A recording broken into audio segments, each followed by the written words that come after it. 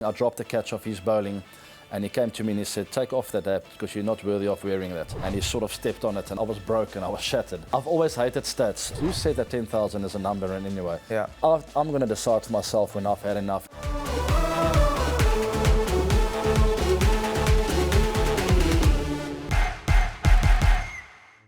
Today on the Home of Heroes, we have someone who's taken batting to another planet. He actually introduced geometry into the game of cricket. We know him as Mr. 360. He's perhaps one of the most loved, not perhaps, but certainly one of the most loved, if not the most loved overseas cricketer in India. And he scored over 20,000 international runs. Good enough? Or you want me to add something else to it? You can keep going if you want to. I'm enjoying I can keep this. going, I promise you. AB, you've pioneered cricket to where it is today. You've helped revolutionize the game and evolve the game to where it is. And I want to welcome you to the Home of Heroes, man. This is it's an absolute pleasure to have you here. Thanks, Robbie. It's great to be here. And thanks for the intro. I really appreciate it. I get a bit shy from time to time, especially when people talk about me like that. But look, I've had a very enjoyable career. And I think the main thing was just I had a lot of fun out there. And my connection with India, what has happened, I don't know how it happened, but it's changed my life. And Yeah. I'll forever remember my great experiences on the field and my connection with the fans of cricket in India. Yeah, I want to talk more about that, right? But before that, I want to know what is your earliest memory and your introduction to cricket? How did that happen? Started from a very young age. I have two older brothers. They're 6 and 9 years older than me, respectively. Wow. So there's a big gap. And it was always a big push for me to sort of compete with them, you know. Yeah. So in the backyard, like most other boys, I didn't have TV games or an iPad or any nonsense like that back Did in the they day. also play cricket? I'm sorry. They loved cricket as well, yes. They played not internationally. They had potential, probably a little bit more lazy than I was. As I said, I was the youngest, so I was always pushed to work a bit harder, to really lift my game, to try and compete with them. And I think that played a huge role in setting the foundation of my cricket. Yeah. And in that, was cricket the first game you played, or were there other sports that you played before cricket came along? It was a combination of quite a few sports. I think golf and cricket maybe sort of started together. Oh, Then really? There was tennis and rugby, there a was few rugby, others. So, but I think cricket and golf were probably the main ones that I just played from a very young age. The age of 3, I think I started hitting golf balls. Oh, wow. And not long after, my brothers introduced me to cricket. And as I said, backyard games, we were rolling pitches, we played on the tar roads, dirt roads, everywhere we could find a spot, we would create this cricket game, one up, one bounce, you know. Really?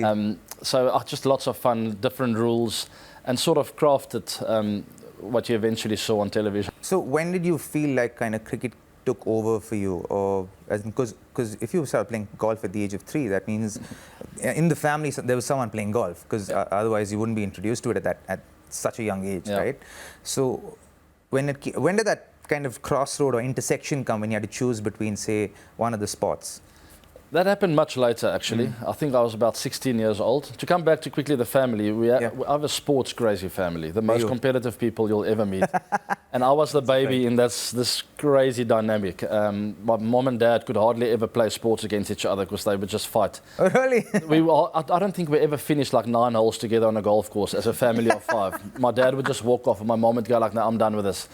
Just very competitive, very healthy. I mean, we'd make peace and sort of make up afterwards and have dinner together. Yeah. But on the course and on the tennis courts and wherever we play sports against each other, it was very fierce competition.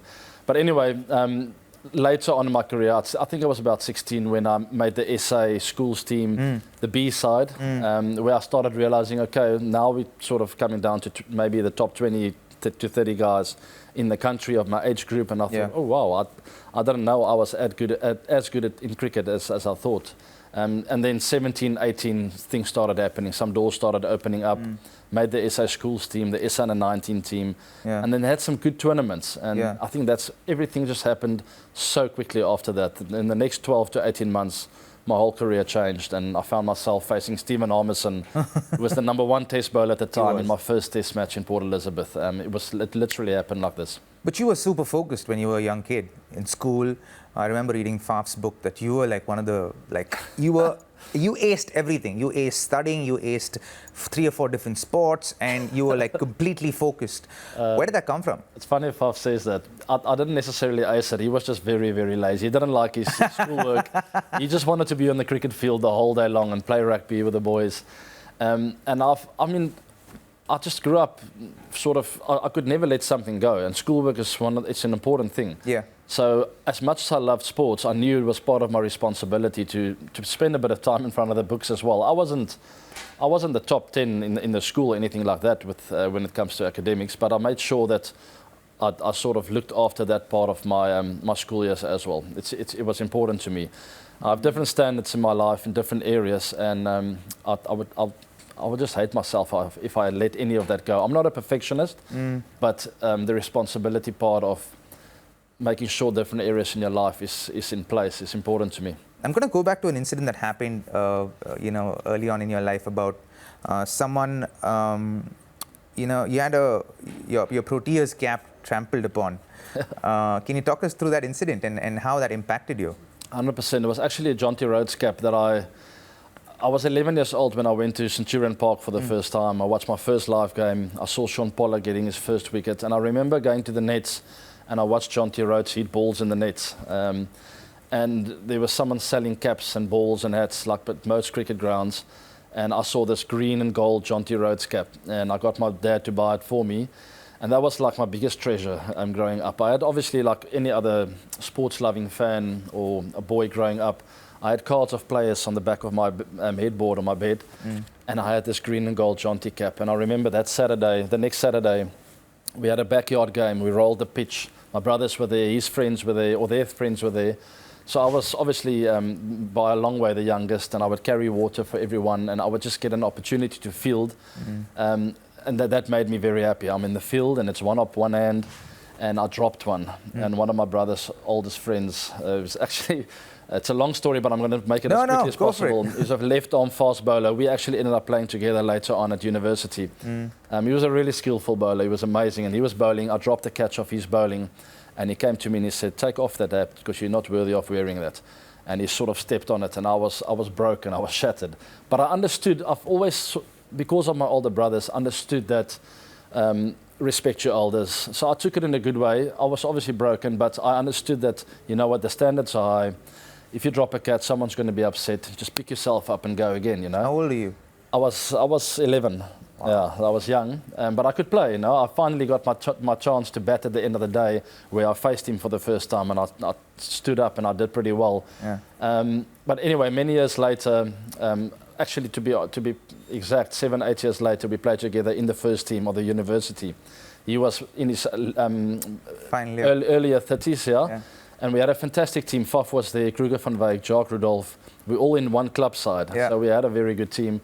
And he was the guy sort of that took me under his wing coming into the university side, bowled to me in the nets. He was an incredible bowler. To this day, one of the best I've ever faced. Wow. And it was just a great learning curve. And from the age of 11, where I thought this is the biggest bully in the world, to playing together in a club team, and it was just incredible. But that's the Jonty Rhodes cap story. Yeah. From being broken to finally playing with this guy in a club side and doing well. Amazing. It's great. It's a fantastic story. You mentioned Faf a couple of times. What was he like in school?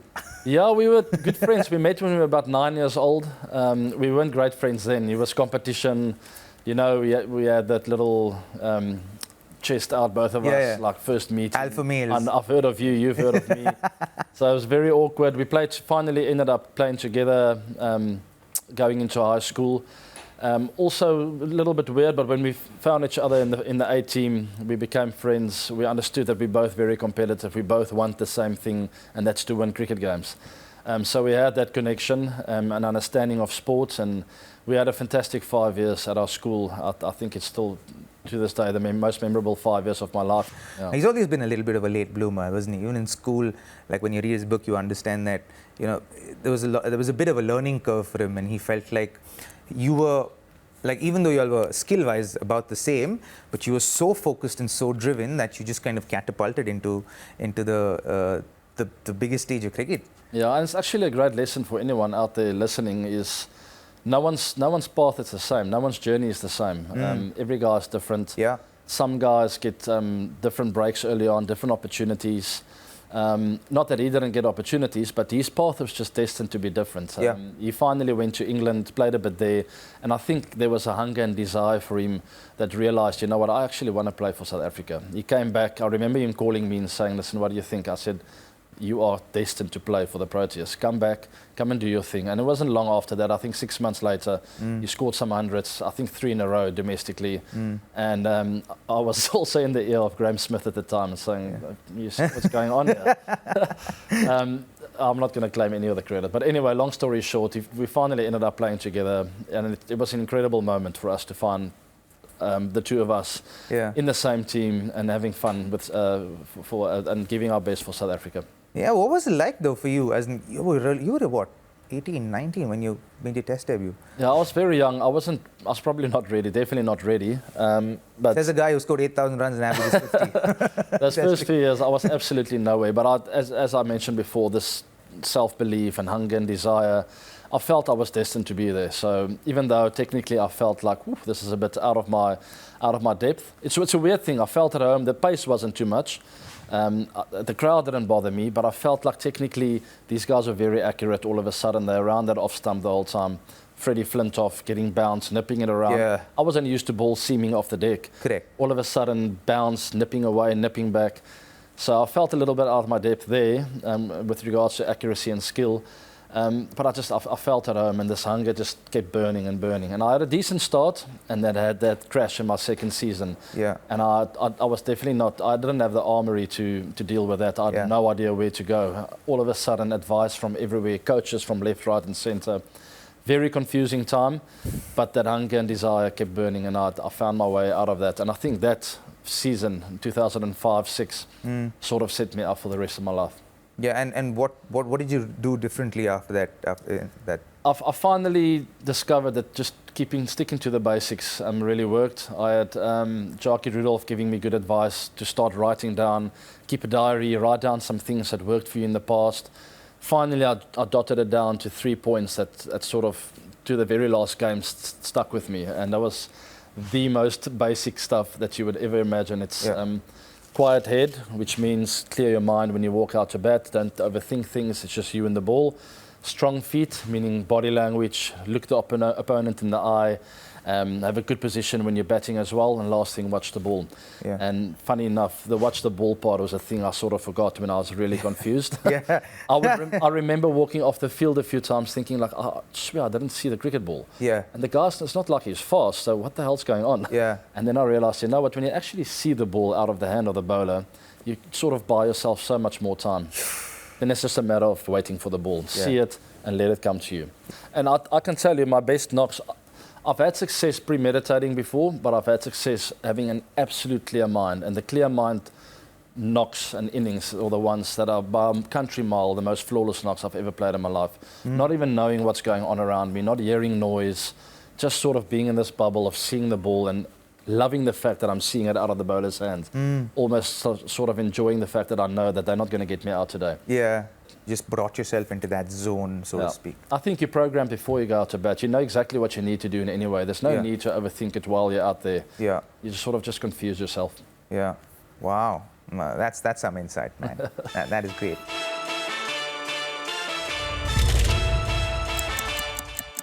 I'll give you one more example of that. Sydney Cricket Ground, 2015. We played a World Cup game against the West Indies. Yeah. And I was very nervous, very fired up. It's a must-win for us. But 3 o'clock that morning, I got really sick in my room, and I got injections and all sorts of stuff. I didn't sleep. I arrived at the Sydney Cricket Ground, and I told the coach, listen, I don't think I can warm up. I'm just going to take a nap.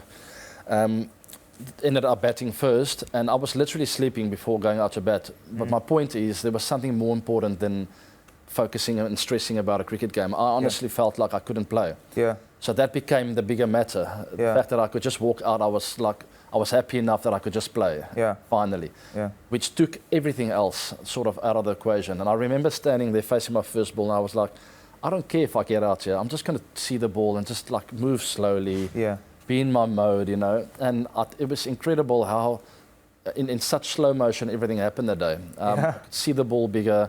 I was half asleep, full of medicine, just standing there going like, oh, this game is actually so enjoyable, it's so easy, it was so slow. And it's so difficult to get into that zone. Yeah. But when you're in that zone, it's so enjoyable. I agree with you. I know what you mean when everything kind of slows down and you feel like, what's going on? I'm really enjoying this. I don't want to like overthink it, but just I want to kind of stay in this sweet spot for as long as. How much did you end up scoring in that game? I'm sorry. I got 160 something of 60 balls. That's the other thing. It was a fast-paced energy kind of innings. Strike rate of I don't know what, but it never felt like I was in a hurry. I was just so relaxed and so easy. So it's a fine line, you know. You want your body to move and you want to be in the zone, but you just want the mind to be switched off. I think that's the key. That's amazing. That is so good.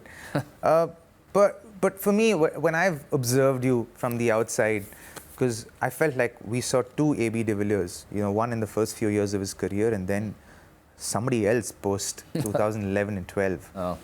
What happened between those two phases for you? I think very inexperienced from 2004 to 2008. 2008, that's where the big change happened for me.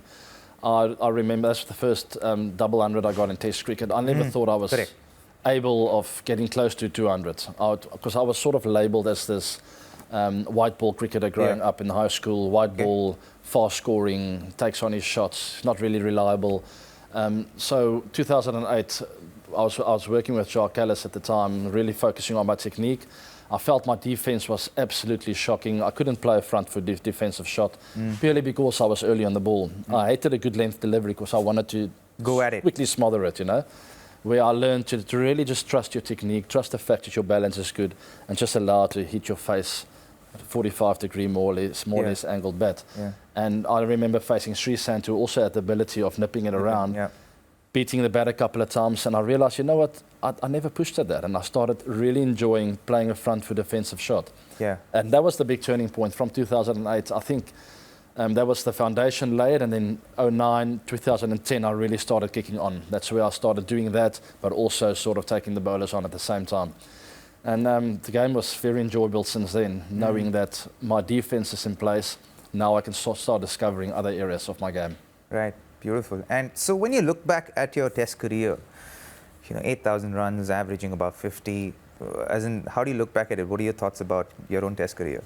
Tough one. I think incredible memories, lots of ups, lots of downs, mainly good memories. And I don't know if I should go into this, but I've always... I would love for you to go into it. I've always hated stats. So I looked at that 10,000 run mark and I thought, I just told myself, who said that 10,000 is a number in any way? I'm going to decide for myself when I've had enough. And I felt at the time, due to many reasons, I think there's about 20 good reasons, some of them very personal, some of them not so much.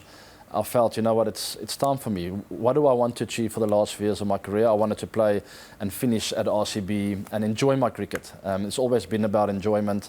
So in 2018, when I felt like, you know what, I'm probably a season or two away from 10,000 and then maybe even more, who knows. And I just felt like it's not important to me. What else do I want to achieve in Test cricket? How comfortable am I feeling in the team environment at the moment? And there's some boxes that weren't ticked, and I decided, you know what, that's time to move on. Physically, I was still there. And I saw myself to enjoy my last few years in the IPL, go to Middlesex, playing county cricket, which I've never done before, go to the Big Bash. I wanted to experience some grounds around the world, some teams, and create more friendships. And that's what I decided on for the last 3 years of my career. It's a big part of the reason why I finally just called it a day, you know. It's really tough. I mean, I struggled to sleep at night, you know. I started doing some sleeping tablets at night. What?